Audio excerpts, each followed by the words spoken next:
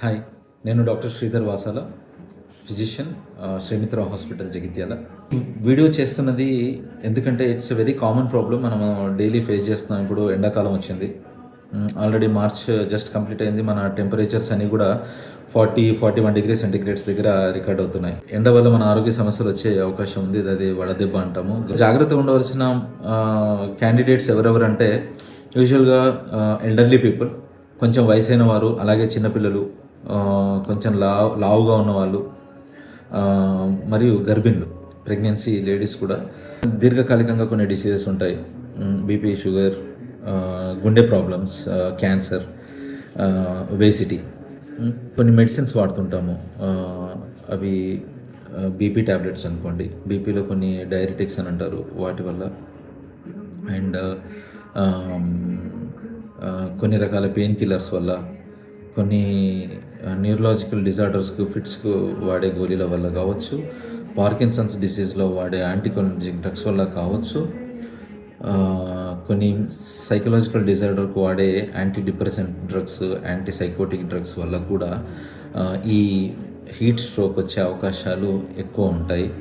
వీరందరినీ పక్కన పెడితే కామన్గా బయట ఎండకి కొంచెం కష్టమైన పని చేసేవాళ్ళు, ఎండలో ఉండేవాళ్ళు, అంటే వ్యవసాయం చేసేవాళ్ళు కావచ్చు, రోడ్లపైన చిరు వ్యాపారాలు చేసేవారు కావచ్చు, అఫీషియల్స్, ఇప్పుడు మనము పోలీస్ యంత్రాంగము పాపం వాళ్ళు కూడా ఉన్నారు కదా. ఇప్పుడు సపోజ్ ఈరోజు హనుమాన్ జయంతి ఉంది, దానికి చాలా బందోబస్తు అవసరం ఉంటుంది. వాళ్ళు ఎండలో ఉంటారు, వాళ్ళలో వయసైన వాళ్ళు ఉంటారు, వయసు కాని వాళ్ళు ఉంటారు. సో ఈ ఎండ వల్ల ఇర్రెస్పెక్టివ్ ఆఫ్ దేర్ వాళ్ళ హెల్త్ స్టేటస్ అందరూ ఎఫెక్ట్ అయ్యే అవసరం ఉంటుంది. సో ఇలాంటి వాళ్ళందరూ కూడా జాగ్రత్తగా ఉండాలని అందరికీ కొన్ని విషయాలు చెప్పడం కోసం ఈ వీడియో చేస్తున్నాను. అసలు వడదెబ్బలు ఎట్లా ఉంటుందంటే, ఫస్ట్ డిహైడ్రేషన్ అనే ఒక స్టేజ్ ఉంటుంది, తర్వాత cramps, heat exhaustion, heat stroke. Dehydration అంటే ఫస్ట్ మనము వాటర్ లెవెల్స్ తగ్గిపోయి నోరు పొడిబారిపోవడము, కళ్ళు మండడము, కళ్ళు పొడిబారిపోవడము, చెప్పలేని నొప్పులు రావడము. హీట్ క్రాంప్స్లో పొట్ట కండరాల నొప్పి, వెన్ను కండరాల నొప్పి, పిక్కల నొప్పి, చేతుల నొప్పి.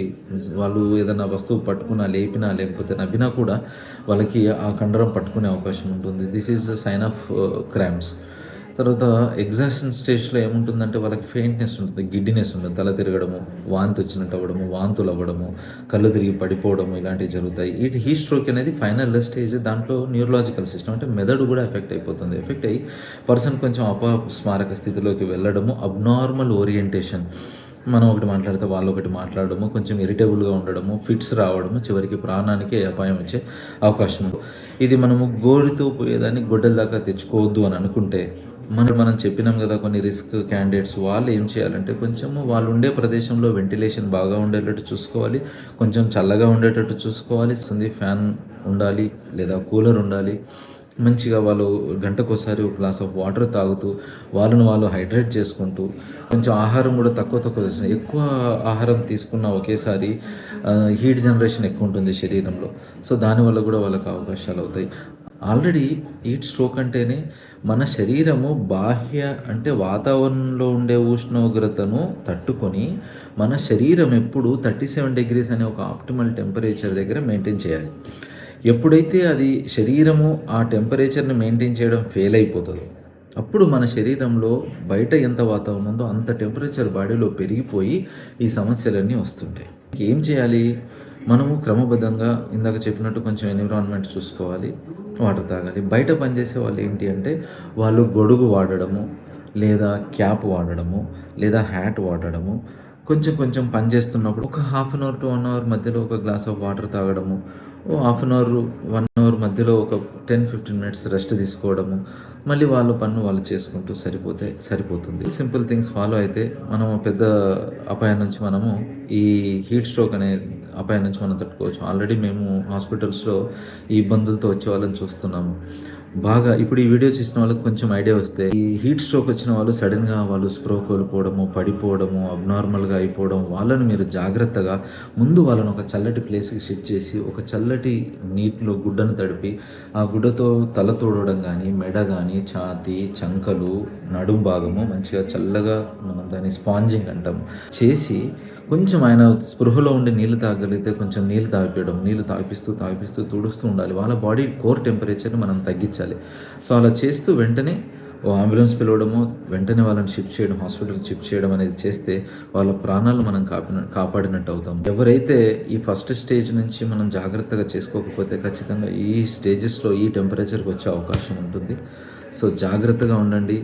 వీలైనంత మందికి ఈ వీడియోని చూపించేలా ట్రై చేయండి. సో కొంచెం వాటర్, కొంచెం రెస్ట్ మధ్య మధ్యలో. ఇక ఒకవేళ వర్క్ మనం షెడ్యూల్ చేసుకోగలిగితే మార్నింగ్ 11 లోపల పని కంప్లీట్ చేసుకొని, ఏదైనా పని మిగిలింటే మళ్ళీ సాయంత్రం 4, 5 తర్వాత పని చేసుకుంటే గనక మనం అసలు చాలా వరకు ఎండ బారి నుంచి మనం తప్పించుకోవచ్చు. మీ అందరికీ నా విజ్ఞప్తి ఏంటంటే దయచేసి ఈ ఎండాకాలం జాగ్రత్తగా ఉండండి. ఇవి చిన్న చిన్న విషయాలు వెంట నీళ్లు పెట్టుకోండి. ఒకవేళ దూరంగా ప్రయాణం పని చేసే వాళ్ళైతే ఫ్యాన్ లేదు బయట, ఒక చిన్నది మనకి అక్కడ ఏదో కార్డు ఏదో ఉంటుంది, దాంతో ఇలా ఊపుకున్నా కూడా పక్కన కూర్చొని మనకు కొంచెం ఉపశమనం జరుగుతుంది. So please take care. వీడియోని వీలైనంత మందికి షేర్ చేయండి. ఎవరికైనా ఒక్కరికి మనం హెల్ప్ అయినా కూడా it will be grateful for us. Thank you.